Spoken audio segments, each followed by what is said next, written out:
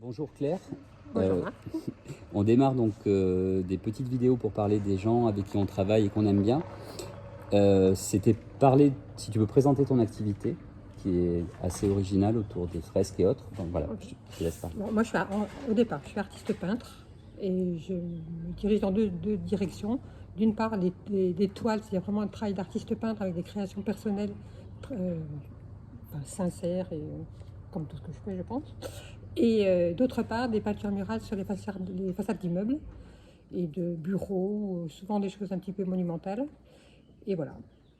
Monumental, c'est plusieurs centaines de mètres carrés Bah, éventuellement. les peintures murales, ça peut aller de 5 mètres carrés à 500 mètres carrés ou 1000 mètres carrés, ça très bien. Ça ne me fait pas très peur. La juste chose qui est importante, c'est de choisir, d'observer le lieu, voir un petit peu ce qu'on va y faire et trouver l'angle d'attaque avec lequel on va créer cette peinture murale pour que ça soit intéressant graphiquement ou historiquement ou drôlement, je sais pas. Mais il faut trouver un angle d'attaque, c'est comme tout ce qui est artistique.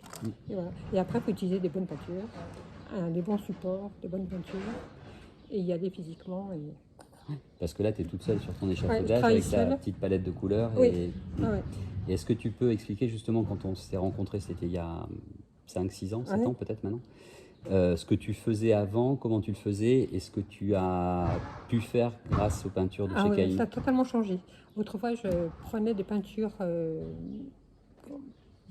acrylique pour façade, donc avec du pétrole en fait. Donc ça, d'abord, c'était des pots qui étaient de 1 litre, mais qui étaient lourds, qui n'étaient pas faciles à porter. Donc je me trimballais 3 seaux d'étage en étage sur les échafaudages, mais c'était tuant.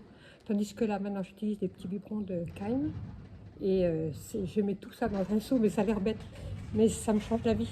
Et je passe d'un étage d'échafaudage à l'autre sans aucun problème. Et j'ai mon blanc et le fixatif, et ça change tout. Et la peinture est extrêmement fine.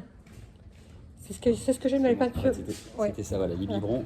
C'est ça, c'est bien. Et ça, j'en mets tout ça dans mon seau et je travaille ça et c'est pas lourd et c'est facile comme tout. Et ce que j'aime, c'est que la peinture est extrêmement fine et en même temps, c'est extrêmement couvrant. Donc, en fait, on en fait ce qu'on veut.